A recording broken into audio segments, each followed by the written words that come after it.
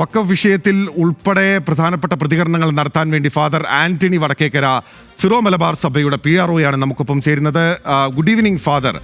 വഖഫ് bill ഇപ്പോൾ ലോക്സഭ കടന്നിരിക്കുകയാണ്. രാജ്യസഭയിൽ ചർച്ച തുടരുകയാണ്. ഉടൻ വോട്ടെടുപ്പ് ഉണ്ടാകും. വഖഫ് വിഷയത്തിൽ, മുനമ്പം വിഷയത്തിൽ സഭയുടെ ആശങ്ക പരിഹരിക്കപ്പെട്ടു.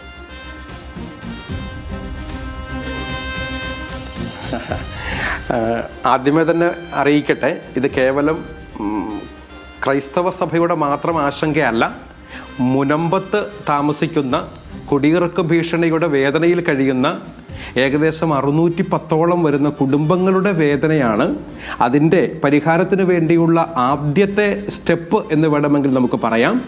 ലോക്സഭയിൽ ഈ ബില്ല് ഇന്നലെ അവതരിപ്പിക്കപ്പെട്ടതും 520ഓളം MP-മാർ പങ്കെടുത്തവരിൽ 232-നെതിരെ 288 വോട്ടുകൾക്ക് വഖഫ് നിയമ ഭേദഗതി ബില്ല് പാസ്സായി എന്നുള്ളതും സന്തോഷം നൽകുന്ന കാര്യമാണ്. തീർച്ചയായും ലോക്സഭയെ അതിന് അഭിനന്ദിക്കുന്നു, കേന്ദ്ര ഗവൺമെൻറ്റിനെ അഭിനന്ദിക്കുന്നു. എന്നാൽ ഇപ്പോൾ നമ്മൾ സംസാരിച്ചു കൊണ്ടിരിക്കുന്ന സമയത്ത് രാജ്യസഭയിൽ ബില്ല് അവതരിപ്പിക്കപ്പെടുന്നു, ചർച്ച ചെയ്തുകൊണ്ടിരിക്കുന്നു. രാജ്യസഭയിലും കൂടെ ഈ ബില്ല് പാസ്സായെങ്കിൽ മാത്രമേ ഇതൊരു നിയമമായി വരികയുള്ളൂ എന്ന് നമുക്കെല്ലാവർക്കും അറിയാമല്ലോ. അതുകൊണ്ട് തന്നെയും മുനമ്പത്തെ ജനത വലിയ സങ്കടവുമായി കഴിഞ്ഞ 173 ദിവസങ്ങളായി സമരമുഖത്താണ്. അവിടെ ഇരിക്കുന്ന സാധാരണക്കാരായ നിരാലംബരായ കുടിയിറക്ക ഭീഷണിയുടെ മുൻപിൽ നിൽക്കുന്ന, സ്വന്തം സ്ഥലം കാശ് കൊടുത്ത് വാങ്ങിച്ചതിന് ശേഷവും തലമുറകളായി ഉപയോഗിച്ചുകൊണ്ടിരിക്കുന്ന സ്ഥലത്ത് താമസിക്കാൻ വേണ്ടി സാധിക്കുമോ ഇല്ലയോ എന്നുള്ള വലിയ ആശങ്കയോടുകൂടെ റവന്യൂ അധികാരങ്ങൾ നിഷേധിക്കപ്പെട്ട ഒരു സമൂഹം 2022 നികുതി അടയ്ക്കാൻ വേണ്ടിയിട്ട് ചെന്നപ്പോഴാണ് എനിക്ക് ആ വിഷയത്തിലേക്ക് കൂടുതൽ നമുക്ക് സംസാരിക്കേണ്ടതുണ്ട്. സമയപരിമിതി ഉള്ളതുകൊണ്ടാണ് ഞാൻ നേരിട്ടുള്ള ചോദ്യങ്ങളിലേക്ക് കിടക്കുന്നത്. മുനമ്പത്തെ ജനതയോട് കൂടിയാണ് എല്ലാവരും, കേരളം ആകെ നിലനിൽക്കുന്നത്. കാരണം ആ മനുഷ്യരെ അവിടെ നിന്ന് ഒരു കാരണവശാലും കുടിയിറക്കാൻ പാടില്ല, അവരുടെ റവന്യൂ അവകാശങ്ങൾ പുനഃസ്ഥാപിക്കണം എന്ന കാര്യത്തിൽ ഒരു സംശയവുമില്ല. പക്ഷേ ഇവിടെ BJP കൊണ്ടുവന്ന ഒരു ബില്ലാണ്. മുസ്ലിം മതവിഭാഗം പരമ്പരാഗതമായി വെച്ചു പുലർത്തിക്കൊണ്ടിരുന്ന ഒരു വഖഫ് എന്ന് പറയുന്ന അവരുടെ ആധ്യാത്മിക തലത്തിൽ ഉൾപ്പെടെയുള്ള ഒരു ആചാരത്തിൻ്റെ മുകളിലുള്ള ഒരു കടന്നുകയറ്റം എന്നാണ് പ്രതിപക്ഷ കക്ഷികൾ ഉൾപ്പെടെ ഇതിനെ ആരോപിക്കുന്നത്. മതന്യൂനപക്ഷങ്ങളെ തമ്മിൽ തല്ലിക്കാനുള്ള ഒരു കുശാഗ്ര ബുദ്ധി ഇതിലില്ലേ ഫാദർ? BJP കൊണ്ടുവന്ന ബില്ല് എന്നതിനേക്കാൾ ഉപരി ഇത് കേന്ദ്ര ഗവൺമെൻറ് കൊണ്ടുവന്ന ബില്ല് എന്ന് പറയുന്നതായിരിക്കും കൂടുതൽ ശരി എന്ന് ഞാൻ കരുതുന്നു. അതോടൊപ്പം തന്നെ ഞങ്ങൾ ആരും മുനമ്പത്ത് സമരമിരിക്കുന്ന വ്യക്തികളോ സമരമിരിക്കുന്നവർക്ക് പിന്തുണ പ്രഖ്യാപിച്ച് ഐക്യദാർഢ്യം പ്രഖ്യാപിച്ച് അത് വ്യക്തമാണല്ലോ. അതുകൊണ്ടാണല്ലോ ഞാൻ കൂടുതൽ ശരിയെന്നാണ് ഞാൻ പറഞ്ഞത്. മനസ്സിലാകുമെന്ന് ചോദ്യം. പരസ്പരം കയറിയത് കൊണ്ടാണ് ആ ഉത്തരം ഞാൻ പൂർത്തിയാക്കട്ടെ. പറഞ്ഞോളൂ. ചോദ്യം വ്യക്തമാണ്. ഞാൻ ആ ചോദ്യത്തിലേക്കാണ് വരുന്നത്. അതുകൊണ്ടാണ് ഞാൻ പറഞ്ഞത്, മുനമ്പം ജനതയ്ക്ക് ഐക്യദാർഢ്യം പ്രഖ്യാപിച്ചുകൊണ്ട് ക്രൈസ്തവ സഭ, കത്തോലിക്ക തിരുസഭ, പ്രത്യേകിച്ച് സിറോ മലബാർ സഭ കൂടെ നിന്നിട്ടുണ്ട്. അതിനിയും തുടരുകയും ചെയ്യും ഞങ്ങളെല്ലാവരും. കാരണം ആ ജനത്തിൻ്റെ വേദനയോട് കൂടെ നിൽക്കുക എന്നുള്ളതാണ് മനുഷ്യത്വപരമായ സമീപനം. മനസാക്ഷിയുള്ള ആർക്കും അതേ ചെയ്യാൻ പറ്റുള്ളൂ. ഇനി നിങ്ങൾ ചോദിച്ച ചോദ്യത്തിലേക്ക് വരാം. വഖഫ് നിയമത്തിന് എതിരല്ല ഞങ്ങൾ. എന്നാൽ വഖഫ് നിയമത്തിൽ ചില അനുച്ഛേദങ്ങൾ, ചില നിയമവ്യവസ്ഥകൾ ഇന്ത്യൻ ഭരണഘടനയെയും അതുപോലെ തന്നെ ഇന്ത്യൻ നീതിന്യായ വ്യവസ്ഥയെയും അതിലംഘിക്കുന്ന തരത്തിലുള്ളതായതുകൊണ്ട്, പ്രത്യേകിച്ച് വഖഫ് നിയമത്തിൻ്റെ 40-ാം അനുച്ഛേദവും 52-ാം അനുച്ഛേദവും അനിയന്ത്രിതമായ വഖഫ് ബോർഡുകൾക്ക് നൽകുന്ന നിയമങ്ങളെയാണ് ചോദ്യം ചെയ്തിരിക്കുന്നത്. അവിടെയാണ് ഒരു അമെൻമെൻറ്റ് വേണമെന്ന് ആവശ്യപ്പെട്ടത്. അതാണ് അമെൻഡ് ചെയ്യപ്പെട്ടിരിക്കുന്നത്. അതുകൊണ്ട് തന്നെയും ഇതിൽ എന്തൊക്കെ കുശാഗ്ര ബുദ്ധികൾ ഉണ്ടെങ്കിൽ കൂടിയും, ഞാൻ പറഞ്ഞല്ലോ, നമ്മൾ ഒരു മതവിഭാഗത്തിനോ സമുദായങ്ങൾക്കോ എതിരല്ല. എല്ലാവരും സന്തോഷമായി സമാധാനപരമായി ഈ നമ്മുടെ ഇന്ത്യ രാജ്യത്ത് കഴിയണമെന്ന് തന്നെയാണ് നമ്മൾ ആഗ്രഹിക്കുന്നത്. എന്തൊക്കെ കുശാഗ്ര ബുദ്ധി ഉണ്ട് എന്ന് നിങ്ങൾ ആരോപിക്കുമ്പോഴും നമ്മൾ മനസ്സിലാക്കേണ്ടത്, ഏതെങ്കിലും ജനവിഭാഗം, ഒരു കുടുംബമെങ്കിലും ഒരു കുടുംബം ഒരു രാത്രിയെങ്കിലും സമാധാനത്തോടെ കഴിയേണ്ടതല്ലേ ബിനിൽ? തീർച്ചയായും ഫാദർ ആന്റണി വടക്കേക്കര ആ കാര്യത്തിൽ സംശയമില്ല. മുനമ്പത്തെ വിഷയം പരിഹരിക്കപ്പെടണം, അത് കൃത്യമായി പരിഹരിക്കപ്പെടണം എന്ന കാര്യത്തിൽ സംശയമില്ല. ഇവിടെയുള്ള ഒരു പ്രധാനപ്പെട്ട പ്രശ്നം ഫാദർ ഇപ്പോൾ ഈ പൂർണ്ണാർത്ഥത്തിൽ ഈ വിഷയവുമായി ബന്ധപ്പെട്ട് പിന്തുണ നൽകുന്ന ആ ഘട്ടത്തിൽ തന്നെയാണ് അങ്ങയുടെ സഹപ്രവർത്തകരായിട്ടുള്ള 2 വൈദികരെ മധ്യപ്രദേശിലെ ജബൽപൂരിൽ വെച്ച് ക്രൂരമായ രീതിയിൽ ആക്രമിക്കപ്പെട്ടു എന്ന് അവർ തന്നെ പരാതിപ്പെടുന്നത്. പോലീസിന്റെ സാന്നിധ്യത്തിലായിരുന്നു VHPയുടെ പ്രവർത്തകർ അവരെ ആക്രമിച്ചത്. ഈ ഒരു വിഷയം അവിടെ നിലനിൽക്കുന്നില്ലേ? ന്യൂനപക്ഷങ്ങളെ തമ്മിലടിപ്പിക്കുക എന്നുള്ള BJPയുടെ ഒരു കുശാഗ്ര ബുദ്ധി അവിടെ വർക്ക് ചെയ്യുന്നില്ലേ എന്നുള്ളതാണ് ചോദ്യം. മധ്യപ്രദേശിലെ ജബൽപൂർ രൂപതയിലെ മാണ്ഡ്ല എന്ന സ്ഥലത്താണ് 50ഓളം വരുന്ന ബജ്റംഗ് ദളിന്റെ പ്രവർത്തകർ തീർത്ഥാടനത്തിന് വേണ്ടി പോകുന്ന വിശ്വാസികളെയും അവരെ ആക്രമിക്കാനിടയായത്. ഇവർ ആക്രമിക്കപ്പെട്ടു എന്ന് അറിഞ്ഞിട്ടാണ് വൈദികർ അതിരൂപത ആസ്ഥാനത്തു നിന്നും 2 പേർ അങ്ങോട്ട് ചെന്നത്. അവരെയും ആക്രമിക്കുകയുണ്ടായി. ഇപ്രകാരമുള്ള ആക്രമണങ്ങളെ ഞങ്ങൾ അപലപിക്കുന്നു. കൃത്യതയോടുകൂടെ അക്രമകാരികൾക്കെതിരെ, കലാപകാരികൾക്കെതിരെ കേസെടുക്കണമെന്നും നിയമത്തിന് മുൻപിൽ കൊണ്ടുവരണമെന്നും കർശനമായ ശിക്ഷ നടപ്പാക്കണമെന്നും തന്നെയാണ് നമ്മൾ എല്ലാവരും ആവശ്യപ്പെടുന്നത്. അവിടെയാണ് മുസ്ലിം സമൂഹം ചോദിക്കുന്ന ഒരു പ്രധാനപ്പെട്ട ചോദ്യം ഫാദർ. ഇന്ന് ഞങ്ങൾക്കെതിരെയാണെങ്കിൽ നാളെ നിങ്ങൾക്കെതിരെയാണ്. ഇന്ന് മുസ്ലിങ്ങൾക്കെതിരെ വന്നാൽ നാളെ ക്രിസ്ത്യാനികൾക്കെതിരെ വരും. അതിന് ഉദാഹരണങ്ങൾ സഹിതം അവർ ചൂണ്ടിക്കാട്ടുകയാണ്.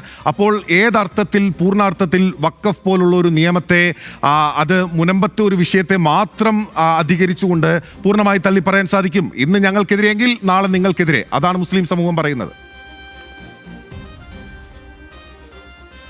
ഭരണഘടന തൊട്ട് സത്യം ചെയ്ത് അധികാരമേറ്റെടുത്ത ഒരു ഗവൺമെന്റിന് ജനങ്ങളുടെ ആവശ്യങ്ങളുടെ കൂടെ നിൽക്കാനേ സാധിക്കുകയുള്ളൂ. അത് ഏത് പാർട്ടിയോ മുന്നണിയോ ആകട്ടെ. അതുകൊണ്ട് തന്നെയും മുസ്ലിം സമുദായത്തിന് അപ്രകാരമുള്ള ആശങ്കകൾ ഉണ്ടെങ്കിൽ തീർച്ചയായും അഡ്രസ് ചെയ്യപ്പെടേണ്ടതാണ്. ഒരു സംശയമില്ല കാര്യത്തിൽ. ഞാൻ ഒരു കാര്യം കൂടെ കൂട്ടിച്ചേർക്കുന്നു. ന്യൂനപക്ഷ അവകാശങ്ങൾക്ക് മേലുള്ള അതിക്രമങ്ങളെ നമ്മൾ ആരും അനുവദിച്ചു കൊടുക്കില്ല. നമുക്ക് എല്ലാവർക്കും നമ്മുടേതായ സ്വാതന്ത്ര്യമുണ്ട്. വഖഫ് ചെയ്യാനുള്ള അവകാശം മുസ്ലിം ജനവിഭാഗത്തിനുള്ളതുപോലെ തന്നെ മുനമ്പത്തുള്ള 610 കുടുംബങ്ങൾക്ക് അവർ വില കൊടുത്തു വാങ്ങിയ ഭൂമിയിൽ റവന്യൂ അവകാശങ്ങളോട് ജീവിക്കാനുള്ള അവകാശമില്ലേ? അതുപോലെ തന്നെ ഇന്ത്യയിൽ അങ്ങോളം ഇങ്ങോളം നമുക്കെല്ലാവർക്കും അറിയാമല്ലോ 1.2 ലക്ഷം കോടിയോളം വരുന്ന വിനിമയ രൂപയുടെ കണക്ക് പറയപ്പെടുന്ന ഏകദേശം 9.4 ലക്ഷം ഏക്കർ സ്ഥലമാണ് വഖഫിൻ്റെ കൺട്രോളിലുള്ളത് എന്നാണ് പറയപ്പെടുക, വഖഫ് ബോർഡുകളുടെ കൺട്രോളിൽ.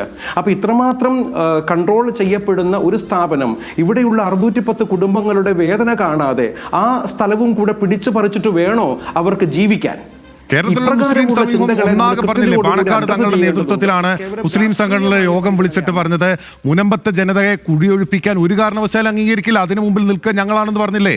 മുസ്ലിം സമൂഹം ക്രിസ്ത്യൻ സമൂഹത്തിനൊപ്പം കൂടെ നിന്നില്ലേ? മുനമ്പം ഒരു ഒറ്റപ്പെട്ട വിഷയം മാത്രമല്ലേ?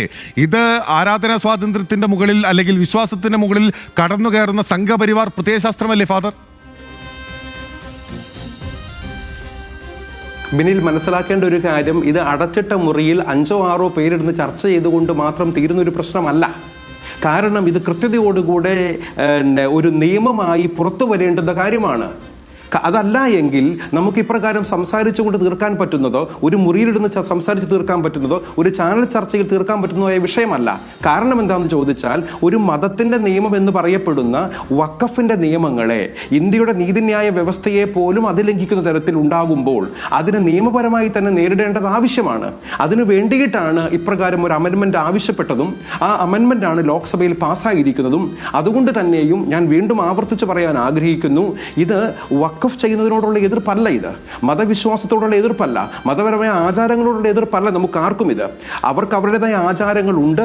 എല്ലാ മതവിശ്വാസങ്ങളെയും ന്യൂനപക്ഷ വിഭാഗങ്ങളെയും വിശ്വാസത്തിലെടുത്തും അവരുടെ സ്വാതന്ത്ര്യം അനുഭവിച്ചും തന്നെയേ നമുക്ക് മുൻപോട്ട് പോകാൻ സാധിക്കുകയുള്ളൂ. പക്ഷേ ഇവിടെയും രാജ്യത്തിൻ്റെ നിയമവും രാജ്യത്തിൻ്റെ ഭരണഘടന, നമ്മുടെ രാജ്യം ഒരു മതേതര ജനാധിപത്യ റിപ്പബ്ലിക്കാണ്.